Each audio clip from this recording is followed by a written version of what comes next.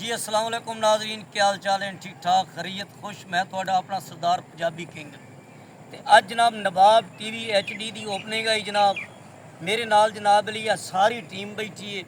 मेरे नाल बैठा है गफूरा भरा, निक्कू, मोटू, सारे बैठन साढ़े चैनल के owner CEO director producer Nadeem भाई बैठन थोड़े सामने।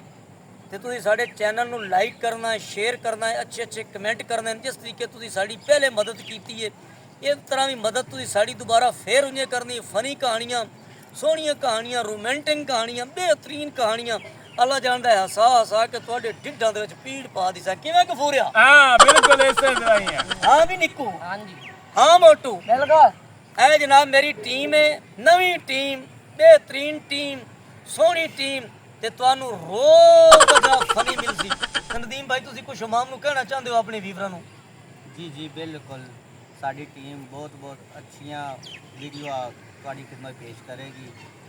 ਤੁਸੀਂ ਸਾਡੇ चैनल ਨੂੰ सब्सक्राइब करो और मज़ीद वीडियो ਅਸੀਂ ਤੁਹਾਡੇ ਲਈ ਬਣਾਵਾਂਗੇ। ਤੇ ਅੱਜ ਅਸੀਂ ਮਠਿਆਈ ਵੰਡਣੀ ਹੈ। ਆਹ ਵੇਖ ਲਓ ਤੇ ਨਾਲੇ ਆਹ ਮਠਿਆਈਆਂ ਰਸਗੁੱਲੇ ਇਹ ਵੇਖ ਲਵੋ ਤੇ ਇਹਨਾਂ ਦੀ ਉਤੋਂ ਜਨਾਬ ਅਲੀ ਸਟੋਰੀ ਵੀ ਆਉਂਦੀ ਪਈ ਏ। ਸ਼ਰੀਕ ਤਾਂ ਸ਼ਰੀਕ ਹੁੰਦੇ ਨੇ।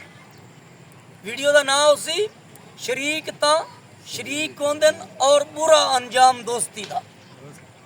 ਸ਼ਰੀਕ ਸ਼ਰੀਕ ਹੁੰਦੇ ਨੇ, बुरा अंजाम दोस्ती दा। ਦੋਸਤੀ ਦਾ। ਇਹ ਵੀਡੀਓ ਤੁਹਾਨੂੰ ਜਨਾਬ ਦਬਾ ਦਬ ਮਿਲ ਜਾਣੀ ਨਹੀਂ। ਤੇ ਹੁਣ ਜਨਾਬ ਨਾਰਾ ਮਰਾਈ ਨੇ ਪਾਕਿस्तान जिंदाबाद। अल्लाह पाक सब का हामी नासिर। आमीन।